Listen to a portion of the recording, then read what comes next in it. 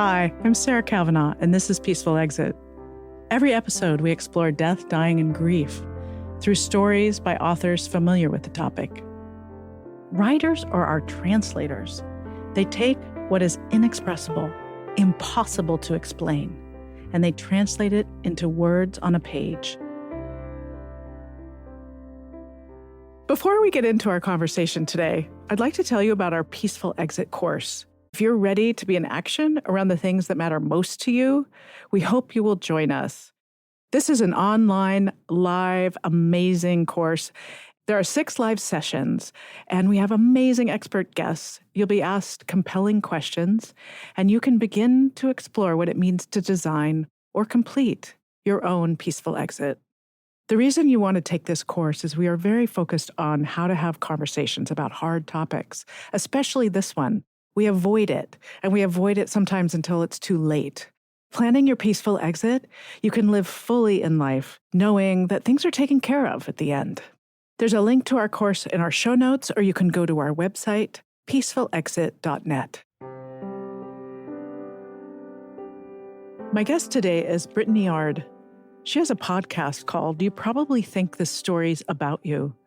I met Britt right here at the Large Media Studio because they also produce this podcast. Britt's show is an incredibly well-told story over 8 episodes that takes you on this very intense journey. It all starts when she falls deeply in love with a man she's calling Kanan. As the podcast unfolds, you learn he's not the man she believed he was, and the story really isn't about him in the first place. The reason I'm talking to Britt today is that her show actually includes a lot of loss and grief as well. So if you haven't listened to her show, this conversation does include some spoilers. Welcome to Peaceful Exit. Thank you so much for having me. So what inspired you to do this podcast? Well, a lot of it was based around the relationship that I had had with Kanan and wanting to dive into how to spot people like him that are manipulators and liars so that other women, especially in my age bracket and doing online dating, had something to relate to and could find some red flags or set boundaries and be safer in how they date. And then it just sort of evolved into this story about my history and the stuff that I've gone through, because a lot of why I ended up with Kanan came from that grief and abandonment and some of that loss that I had had. So it turned into this huge self-reflection. Do you feel like telling the story on the podcast was therapeutic for you? It was so cathartic. My therapist and I talked about how I was doing double therapy. I would come into the studio and then I would go see him. And the best days were when I would see him after my studio session so that I could sort of talk about it, because none of the stories that I told in the podcast, it wasn't the first time I had told them, but getting it out to the public, it doesn't feel like it's mine anymore. It doesn't feel as heavy. And I've had hundreds of messages a day from women that are writing in talking about how they feel less alone, or they feel like they can relate to maybe the dating side. Some of them are around grief. A lot of them are about relationships with parents and addiction. And so then I feel less alone. Yeah. The really sad part for me is that I have some empathy for Kanan. And if I could know anything, I'd want to know what happened to him as a kid. Like what happened in his life that caused him to detach and to be this person, because it had to have been horrific. Well, what I see in you is curiosity and empathy toward him. You've done a lot of work on yourself. Well, That's the only way you can feel compassion. Yeah. And, therapy over the years, I started after my sister passed, and the changes in how I've reflected on how those things have sort of shaped who I am is, with age and experience and these sorts of situations and more kids and divorces and all of that. But it's so important to understand the why you sort of end up in situations. And that's what I'm trying to do now. Will you talk a little bit about the name of the podcast? You probably think this story is about you. It hits with the Kanan aspect of it, him thinking that this podcast is going to be about him, which there is some parts that are telling how he affected us, but it really is about myself and the other women that came forward and how they've navigated life before and after sort of dealing with him. So a lot of people have responded and said, I think the story's about me and I've related to it in this way. And my response is always, the story is about you. If that's how you hear it, and if you relate or connect or feel less alone, then this story is about you. So there's so many different ways that the title works. And there was definitely an aha moment when we came up with it. I think it encompasses the full spectrum of what I want my story to say to people. So you have 6 children, 5 boys and a girl, and your daughter Brianna, who you had quite young at 19, is almost like a peer to you. You two are very close, and that comes out. That comes out in the show. Tell me about you as a mom. I wanted to raise adults and kids that could count on me, but didn't depend on me. They're all really amazing kids. I adopted 2 boys, and they lost both their parents. One when they were 5 and 9, they lost their mom, and then they lost their dad when they were 13 and 17. And they are so resilient and amazing and have really this huge community of people that stepped up when that happened. And we got to go through a lot of that grief together. And them knowing that I had also experienced that was a way for us to sort of bond and understand that, it's that club that nobody wants to be in when you know that horrific loss. Yeah. Your adopted sons are Max and Nainoa. In the podcast, you talk about how your grandmother started Sunday dinner, and the boys were a big part of that. Yeah, Granny had met their parents when the boys were really young, and they just became a staple at Sunday dinner. They didn't have family nearby, and so they were at Sunday dinner every week. I have tons of pictures of the boys playing with my biological kids when they were 5, 6 years old. And so that part is really amazing because we have so much history and photographs and stuff together. And when the boys lost their dad, their family's in Hawaii. And so them moving while they're trying to grieve this loss and changing schools and all of these things, and their family in Hawaii is amazing. Huge family. They're like us here. They do big dinners and just wonderful people. And initially, it was just that they were going to live with us for a little while we figured out what to do. And 6 weeks after their dad passed is when my grandma passed. And that was huge for me. And so Nainoa and I, especially, he was 13 at the time, we spent that whole summer driving around in my Jeep listening to just music and trying to, I guess, sing and ignore or avoid maybe some of the hard parts and focus on some of the joys that we could find. And it wasn't until probably 4 or 5 months later that we talked to Nainoa about staying and adopting him. And that process is complicated, the adoption process.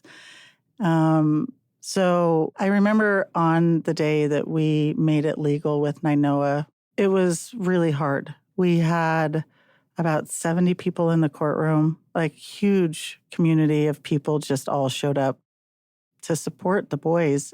But when the judge said, from here on out, this is your mom and dad, he lost it. And we talked about it afterwards. And he said, I don't know that I can call you mom and dad. And I was like, you can call me whatever you want to. Like, we're not here to replace your parents. We're here to support you as best we can because they can't. And it was really awful and beautiful. Jan and Mike were such amazing parents to those kids, and it was a huge loss to everyone. So the fact that I've been blessed with the ability to step in and help in any way has been huge. You know, grief is so messy, and there's really good days, and then there's days that are just brutal. So we sort of got to do all that together, which I wouldn't recommend, but it worked out for all of us. What did they end up calling you? It was Britt for years. When they would talk to other people, they would say, you know, my mom's doing this or my mom will pick us up, you know, and I think they wanted to feel normal. They don't want to be known as the kids that lost their parents. Now, Nainoa calls me Ma, and he just texted me this morning and said, hey, Mama, I love you. So every once in a while, I get that. Max, more and more, calls me Mom. It just sort of depends on the situation. But being a bonus mom is just as powerful as being a mom when you step in and sort of, you know, do your best. How do they feel about your podcast and telling your story? They've all been really supportive. Brianna's been great. She was obviously on it, and she sort of knows all of the stories, and she remembers my sister. The boys were not born before my sister passed, and so a few of the boys have listened to the episodes about my sister and Sunday dinner, but have skipped the dating ones. I was just with my son last night, one of them, and he's like, yeah, I'm not ready to listen. Let's talk about your mom. Your relationship with your mom was complicated, and she died last year. Yeah. So I think I had seen my mom probably less than 10 times in the last 24 years. She lived close to my grandparents, and I'm very close with them. And so it would be if I was visiting them, I would usually end up seeing her. It was a very complicated relationship. A lot of it was she struggled with addiction her whole life. She would have bouts of sobriety, but when I would come to visit, I would usually break that because she was, I think, stressed out about me coming and how that was going to go. So it always sort of created this dive, and then it just sort of perpetuated the problem.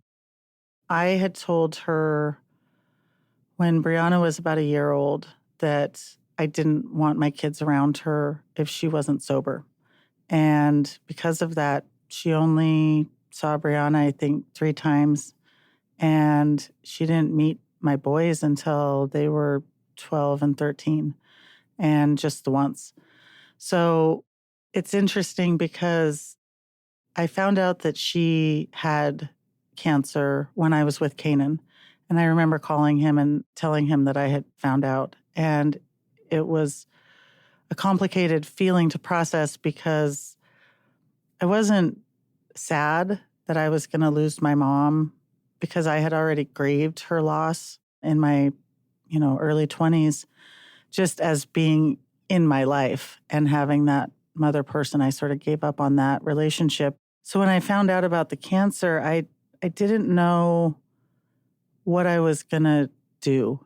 What I would normally do is fly up immediately and take care of that person. And I didn't want to.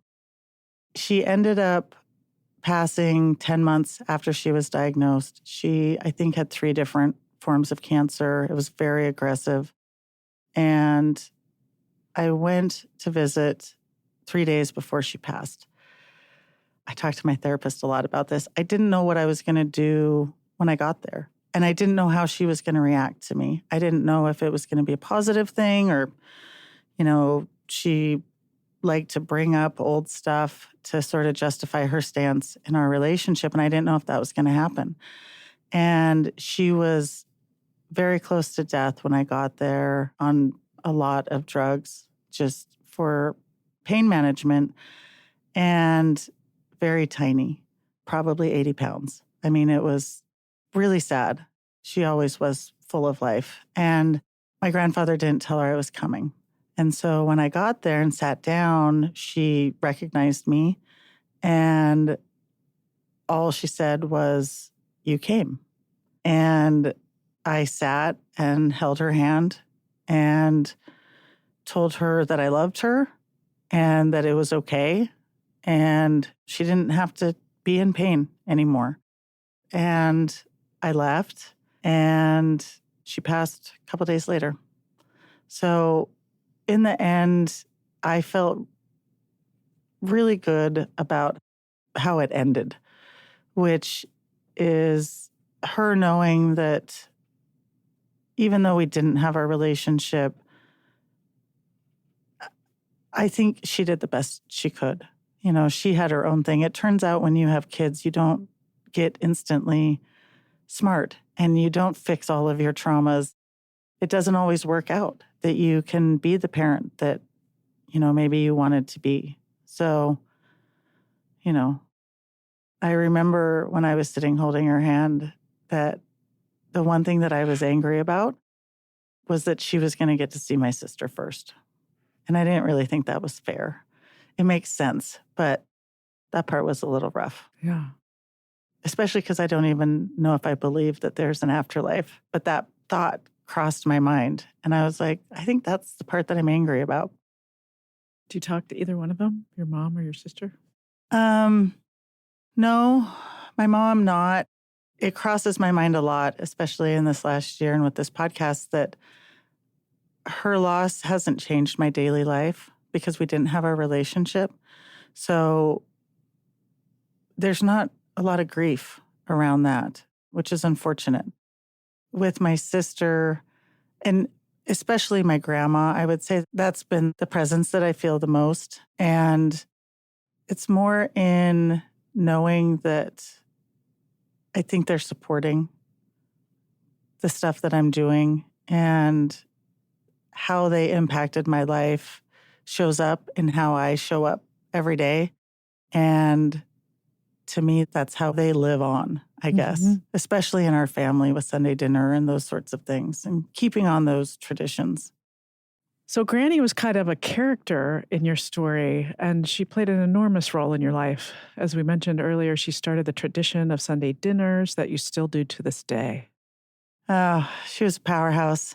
She came to Seattle 30 plus years ago, all of her belongings in her car, and with her younger daughter, my aunt, and left this life in Idaho that she had known and tried something new, and did it with such reckless abandon for joy. Always. She never seemed stressed out, which was interesting because she probably was, but it was all about creating memories and good times. And she'd call us, and she'd have set up a slip and slide in her backyard, a slip and slide that was 25 feet wide and 50 feet long.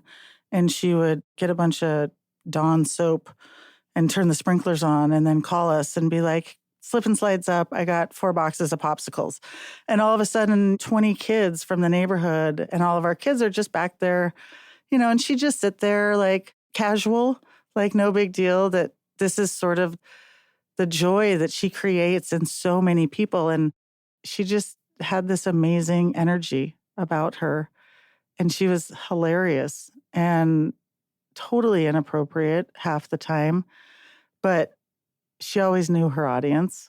And so she played it really well. She was really successful in business and in love and with her family. And it radiated out of her. It sounds like she was such a tremendous person in your life. It was a really hard loss for me because we talked all the time. It wasn't just Sunday dinner. It was our whole lives.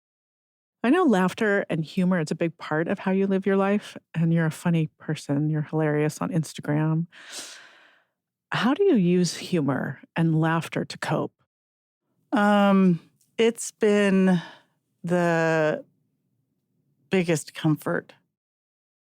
When I am most uncomfortable is when I am the funniest, and when I usually try and throw a joke out or make light of something, because I'd rather laugh than cry. And I think you can do both, but I find so much more just comfort in laughing with people kind of when you're not supposed to. And it's the hardest times that I want to feel the most connected with people. And I do that more with laughter than in tears. Crying has always been something I avoided, especially publicly, until recently, because I never liked crying when somebody would come up and give you a hug and say it's going to be okay, because I know it's going to be okay. But, sometimes you just got to leak out of your face and get it out of there. And It's true. I just, the patting on the back and it's uncomfortable. And people don't know what to say and they don't know what to do. And I think people do their best to comfort, but it's hard. With my sister's death, the hardest part was people asking what happened and not really having a good answer. And everybody wants to know how somebody died. It seems to be like, oh, what happened? Especially when For a someone young dies, person. at 20. And they sort of want to know the details. They're fascinated with it. And I get the curiosity, but in some of those situations, it's really complicated to answer. I just avoided talking to people a lot during that time. So I'm curious if there's a connection. I know with Granny's death, it probably made you want to live with more vulnerability and let more people in. Or maybe it was that you were vulnerable in your grief. Is that what made you sort of attracted to Kanan? So the interesting part is that it took about 2.5 years after Granny died for me to get to a spot where I did want to be vulnerable in my grief. Right after she passed, I did what I normally do, which is lock down. I didn't cry. I, planned the funeral, sort of all of the steps that you take. But a couple weeks after she passed, my body physically shut down and said, yeah, we're going to deal with this. And that's when I started realizing, I'm going to need to address this loss. I can't just push through it. But I still had a lot of kids and they were home, and I had new kids that were also grieving in the house. And so trying to maintain that household. And I remember a few times reaching out to my then husband in subtle ways, but hoping that if I maybe needed a little help or felt a little lost or, I don't know, wanted to sit and cry, it would be received and I'd get that care, and I didn't. So I really leaned on friends and family and stuff, but it was really harsh to feel like I was broken, which I was broken, but you're going to get fixed at some point. It's really time that helps with that loss. But I think it was 2.5 years before I really accepted how much of a loss that was for me.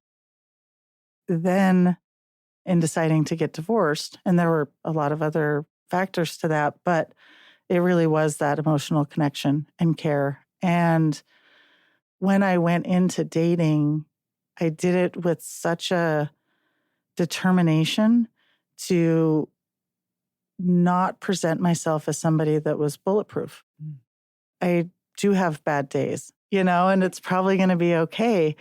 And so I was an easy target for Kanan because he just saw that I was open and willing to share and be vulnerable. The hardest part after Kanan was not closing up again and approaching my subsequent relationships with friends, family, and in dating, staying vulnerable. How'd you do that? A lot of grit, I think. a lot of understanding that even if it didn't work out, I'd be okay. It might take some time. I might have to rebuild a little, but so far, every time I've rebuilt, it's been a little stronger. Yeah. Yeah. Well, something a little lighter, like Granny started Sunday dinner. How do you keep it going? It's funny because for me, it started when I was in my early teens, and it's just what we do. It's not are you coming to Sunday dinner this week? You just show up. And we've all had a chance to host Sunday dinner. Since Granny passed, it's all been in her house. My family as a whole spent a lot of effort to make sure that we keep that house. Does anyone live there now? Yeah, so my aunt lives there now, Oh, which nice. is great. And we're going to try and keep the house. But regardless, we have to keep Sunday dinner going. Yeah, it's such a gift.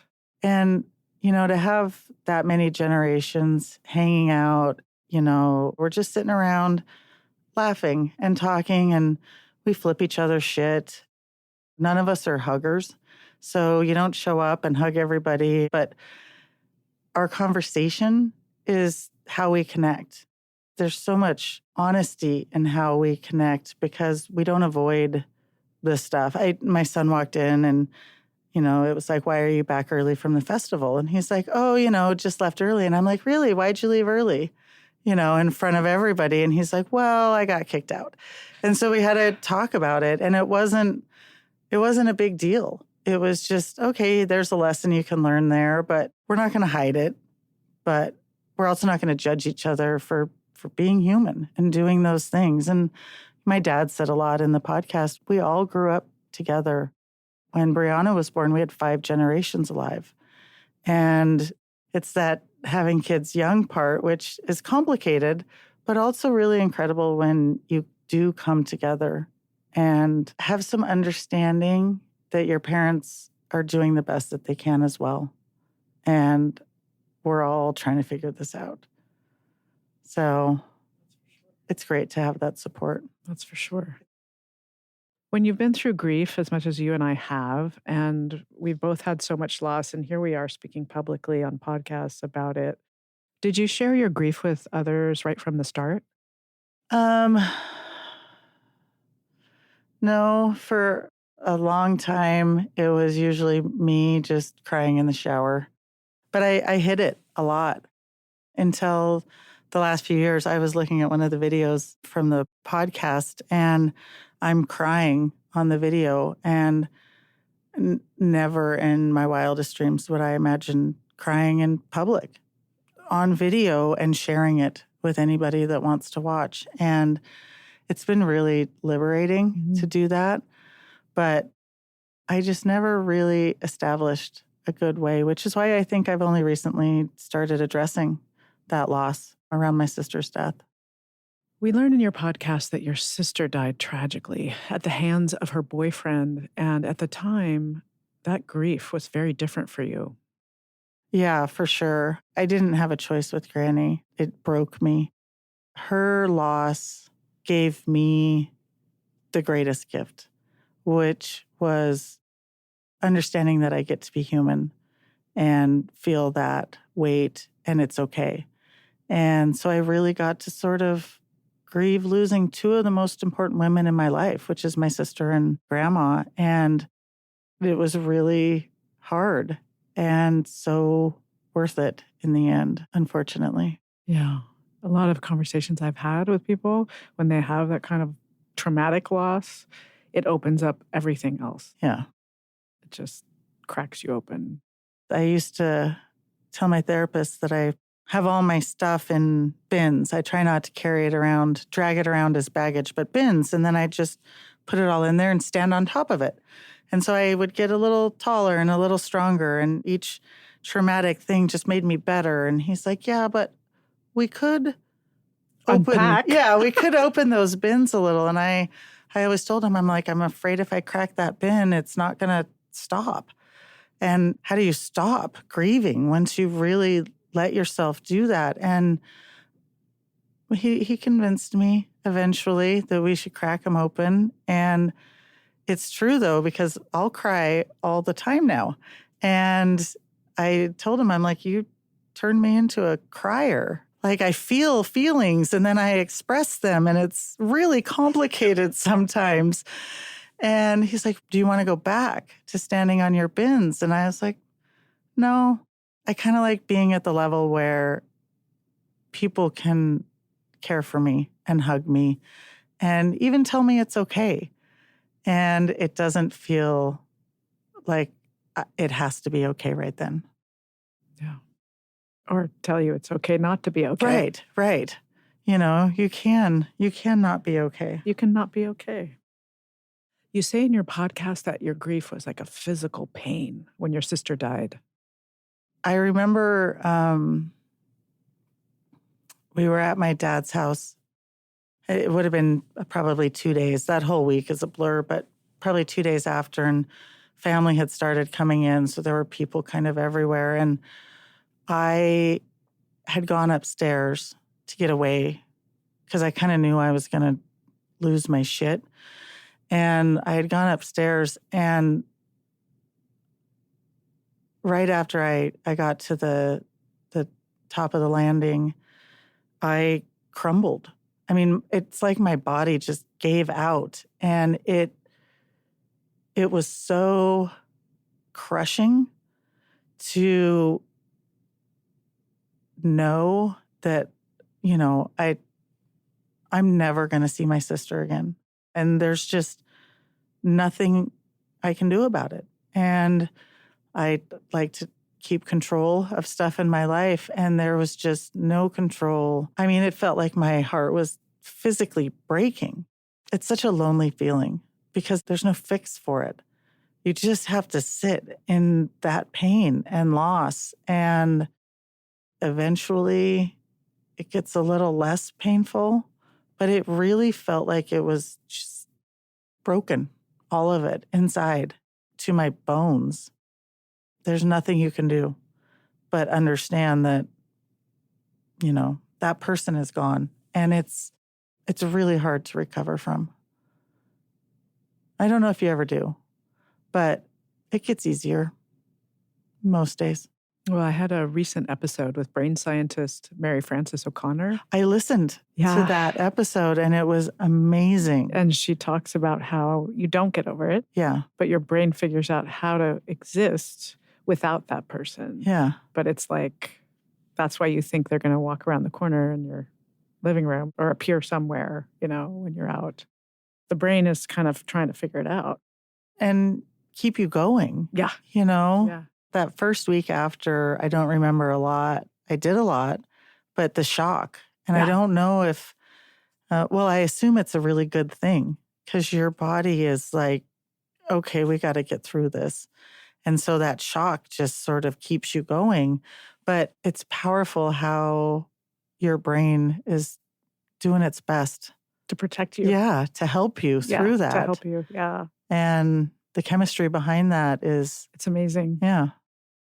You and your father were builders, and I know by listening to your podcast that your father owned that building where your sister Braley was killed, and you didn't go into the apartment where she was found for a whole year. Yeah, so my dad owned the building, and so we didn't have to... Yeah. I mean, we were losing rental income, obviously, on it, but we didn't have to go in there. And so we didn't. And one day turns into a couple days, and then a week, and then a month, and then it's like, we need to do this. And it's really hard to go through some of these things. Yeah. When my mother died, my dad put everything out within 2 weeks because he couldn't even look at her things. Yeah. It's so hard. Yeah. I can see why you didn't want to look at it. And I would imagine if we would have been living with Braley, or, if we had to see her stuff every day, we would have done the same thing. But when it's in this other place, it's so easy to just sort of, okay, we'll do it tomorrow. I don't want to deal with this today. Yeah. And all of a sudden it was a year later. Yeah. So are there any stones in your grief about Braley that haven't been turned over yet? Do you feel like you're still exploring it? I think because we won't ever have a sort of conclusion or resolution to her death. It's always out there, and it just sort of looms in this weird way. And so that part, I think, is never going to change. And there's really nothing I can do about it other than assume that things worked out the way they were supposed to in some weird way. But the celebrations always are the hardest. Like birthdays? Birthdays and not just hers, but because we get together as a family, we don't just do it for Sunday dinner. It's birthdays and holidays, and we spend all that time together. Today's my birthday. Happy birthday. Thank you. And so, my family's coming over tonight to barbecue, and it's Oh, thank you for having this conversation on your birthday. Yeah. And so, but it's that, the fact that we all still get together is great, but it's also, you miss her. And one thing I'll say is in today's age, everybody has so many videos and photos of people, just so many, constant. You're almost bombarded with all of these videos of your kids and parents. We didn't have that much. And 2 years ago, my grandpa took all of his home videos and had them put electronically. And they didn't tell me. I got an email that was like, here you go. And I opened up this email and hit play on one of the videos, and it was my sister. And she would have been about 18 in the video. And it was the first time I had heard her voice in probably 10 years. And I didn't realize I had forgotten what she sounded like. And it was so crushing to just all of a sudden, because I felt so guilty that I had forgotten what she sounded like. Those sneak attacks are the ones that I think that I'm doing really well. And then something like that happens. And it's like, oh, okay. Like, I immediately responded back. And I was like, hey, next time, heads up. Just, we're sending a bunch of videos of you as a child, just so I can prepare. But in my grandpa's eyes, he was doing something amazing, which it was. But I'm sure a lot of people have said there's songs and different things or different places or smells. And all of a sudden, you're just going about your day. And then it's like you're right back in that first day finding out. Yeah. You're not alone. I had the same experience. I saw a video of my mother giving a speech. It was like 20 years later. Yeah. And it felt like you were back on the day that she died. It just instantly. And, I was there when my dad found my sister. And so I watched her go out on a gurney in a black bag. And I was actually pregnant at the time. I was 3 months pregnant. And I'm fairly positive that that kid is probably why I am doing as well as I am, because I really think that I could have ended up in the bottom of a bottle if I didn't have some pressing reason to stay as 100% sober as, it's so easy to, I'm going to have a glass of wine and it's going to make it feel better, but it really doesn't. I mean, it just compounds that grief. And I didn't have the option. And I'm real grateful for that. Yeah. That's why he's my favorite kid. So. And you just said it on. They all know. They all know. He's everybody's favorite. He's the youngest. So he's everybody's favorite. And his middle initial is B, which was for Braley. But, it's my little Coulter B. Mm-hmm. Mm-hmm. Do you have any regrets in your life? And what do you think about the concept of regret? There's choices that I probably could have made differently, but I don't believe in regret much. I think that when you make a choice, even if it ends up being the wrong one, in the moment, you did the best you could with the information you had and the life experiences that sort of put you in that moment to choose. So what you learn from that even if it's the wrong choice, is the powerful part. And I will say that my last interaction with my sister changed how I try and interact with people, especially when parting. So I don't know if it's a regret, but it was definitely a lesson that I took and learned as much as I could from, in that if this is the last time you're going to talk to somebody, how did your voice sound when they last heard you? Because you really never know. And whether or not I always do a good job of it, probably not, but I try. And so that's probably a regret, but just in sadness that the last time she heard my voice, I was frustrated with her. But she was my little sister, so it probably happened a lot. I truly believe everyone's doing the best they can with the tools they have. Absolutely. And there's a lot of grace in that. And I think it's something that we need to give people more. And it also allows you to feel empathy for Kanan. Yeah. Somebody recently asked on social media if he came back and apologized and said all the right things and did all the right things, would I take him back? That something in my voice still cared for him. And I think that something in my voice is the empathy for him never being able to right his wrongs. And it's sad to me that somebody can live a whole life without true connection and joy. What does a peaceful exit mean to you? I think for me, it's not having those regrets and just sort of knowing that I did the best I could. Any time is probably okay. I have a disease, and so my time is more limited and finite than some others. And not even that that's what's going to take me out. You never really know. But it only kind of fuels my fire to want to do more in the time that I have. And I don't know what's on the other side, but it doesn't seem scary. And it doesn't really feel like an exit. Maybe a detour. I love that. A peaceful detour. Yeah. And you don't know. You don't know which way it's going to go. So just here for the ride. Thanks. You're awesome. And thank you for coming in today. No, this is great. On your birthday. No, this is so good. It totally works out. That's right. Exactly.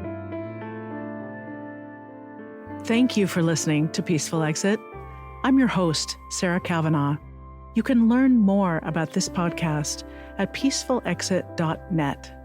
And you can find me on LinkedIn, Facebook, and Instagram at A Peaceful Exit. If you enjoyed this episode, please let us know. You can rate and review this show on Spotify and Apple Podcasts. This episode was produced by the amazing team at Large Media. You can find them at larjmedia.com. The Peaceful Exit team includes my producer, Katie Klein, and editor, Corrine Kiltow. Our sound engineer is Sean Simmons. Tina Knoll is our senior producer, and Sid Gladue provides additional production and social media support. Special thanks to Ricardo Russell for the original music throughout this podcast. As always, thanks for listening. I'm Sarah Kavanaugh, and this is Peaceful Exit.